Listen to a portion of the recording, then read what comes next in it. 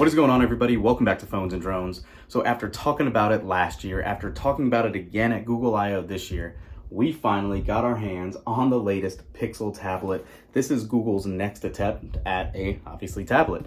This is not their first attempt at them. We had the Nexus 7, the Nexus 10, but now, ever since they bought Nest and all that, we have a much more thorough ecosystem integration, and I'm definitely excited to see how this tablet with its charging dock included work. This baby's going to come in 3 different colors. As you can see, this is the Hazel here. We do have a porcelain too. We'll do a side-by-side comparison just to show you guys what that different border looks like from the black frame and the white frame. And really just kind of check this out. Comes in 2 storage variants. $500 is its starting price point. I'll throw up a link to Best Buy and Amazon if you guys want to pick one up and use that affiliate link. We greatly appreciate it. But let's get this baby unboxed. I'll show you how it looks. It's going to look very comparable to a Nest Hub Max, and that's not a bad thing. Let's go. So here, as you can see, is the packaging for the Pixel tablet. Obviously, they do all come with the charging speaker dock, which is awesome. However, you can buy additional ones for $130. I don't think they're up for purchase yet, but they will be shortly. So if you want to put this base in a different location, in a different room in your house, you can do that and just move the tablet seamlessly between the 2 locations. So as you can see here, this is the 128 gigabyte version. It is one of 2 options for storage, 128 or 256. For this kind of tablet that's meant to kind of be in your home and used in that regard, I don't foresee a lot of people needing the 256, but it's there if you do want one. Let's go ahead and look at these pull tabs here and get this baby open and go over some of the specs with you guys as well. So the tablet itself does have some pretty thick borders, as you can tell, but it's no different than what the actual Nest Hub has. You are getting basically an 11-inch display. Technically, it's 10.95 inches. It is an LCD display, so keep that in mind if you are one of those quality fans for wanting an OLED or an LED display. That ain't it. You're not getting it here. This is that Hazel variant, and it is a nice soft touch, almost like a plasticky feel on the back. You can see your pogo pins, but this is metal nonetheless. And I do like the the Hazel one, just simply for the fact that the borders kind of blend in a little better. So yeah, LCD display, 2560 by 1600 resolution.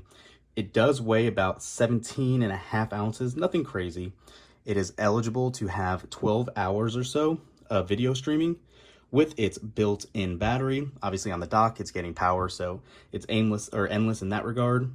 8 gigs of RAM, and then again, like I said, 128 or 256 storage.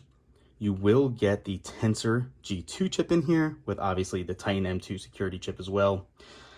Something a lot of people always ask about, but I don't see being very useful, is the cameras. You are getting a front-facing camera here and your single rear camera. They are both 8 megapixel cameras, and I do truly believe they are exactly the same. They have an f2.0 aperture and 8 megapixel, like I said. So yeah, you have your power button here that does double as a fingerprint reader. We'll go ahead and turn this on if it has some power. And your volume rocker, you can see your mics, and you do have 4 speaker grills, 2 on the right and 2 on the left. Let me go ahead and see if this baby will turn on. You have all your reading material right in here. Let's get started. Blah, blah, blah. And then what I think a lot of people are going to be interested in seeing is this dock. So again, depending on what color you opt in for, that will dictate the color of the dock. And you can see this is somewhat of a charcoal color. And you have those pogo pins right here. They actually are pretty soft and actually have a little give to them when you press on them. Nice grip texture on the back. And you have one of those barrel connectors for power. So one thing you probably don't notice here is if you don't want to use the dock, it can charge via USB-C, but there is no USB-C cable in the package. But if you want to use one, it works with any charger, and there is your USB-C connector right there. So that is all that comes with it. Let me go ahead and set this down and on the dock, and we'll be right back. All right, so here is the Pixel tablet all set up Right after setting it all up as a fresh device, you can see you obviously have all of your traditional options, your navigation bar, all of your apps as you would traditionally expect right here. So you have your Google Now home feed, all of this as you would anticipate, everything set up and works just like any other Android device. Couple quick callouts and disclaimers. Unfortunately, yes, still an Android tablet, so all apps are not well customized for the display. Most of the ones that you're going to use can be shifted left or right instead of just in the center, but it is just a call out nonetheless. Now, obviously, you have the dock plugged in. You can see those pogo pins, and there are magnets that line it up in a pretty nice angle. So all you need to do is hit it, and you can see exactly what it is doing. And now we have an option to do more with your tablet while docked in Home Hub or Hub mode.